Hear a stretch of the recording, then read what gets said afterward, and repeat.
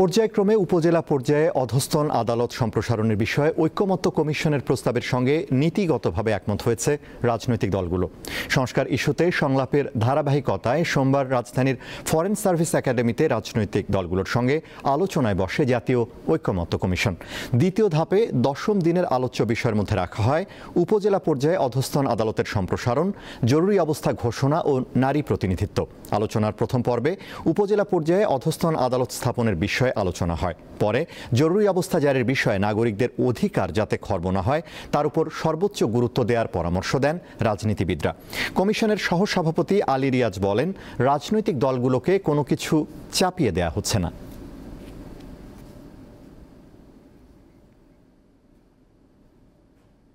আলোচনার ক্ষেত্রে আমাদের যে চেষ্টাটা, সেই চেষ্টাটা হচ্ছে যে এটার অবস্থানে অবশ্যই তাদেরকে দলীয় এবং রাজনৈতিক বিবেচনা থেকে আপনারা থাকবেন।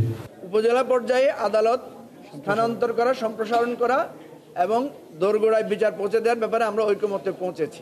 বিএনপি বারবার বলছে যে ওনারা প্রচুর পরিমাণে স্যাক্রিফাইস করেছেন আমাদের আলোচনা। আমি যেটা বলেছি সালাউদ্দিন ভাইকে ধন্যবাদ দিয়ে, যে বিএনপি 31 দফায় এই উপজেলা পর্যায়ে অর্থাৎ বিকেন্দ্রীকরণের কথা ওনারাই বলেছেন।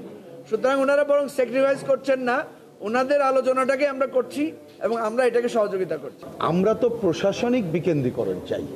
সে বিকেন্দ্রীকরণ চাই কি জন্যে?